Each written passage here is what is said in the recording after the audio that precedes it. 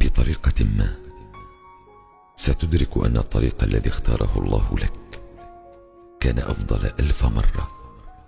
من الطريق الذي أردته لنفسك، وأن الباب الذي أغلق في وجهك 1000 مرة كان وراءه شر محض، وأن اليد التي أفلتتك لم تكن تناسبك من البداية، وأن البلاء الذي أنهكك لم يكن سوى رحمة مهداة، وأن انهيار الأسباب من حولك لم تكن بالقسوة التي ظننت،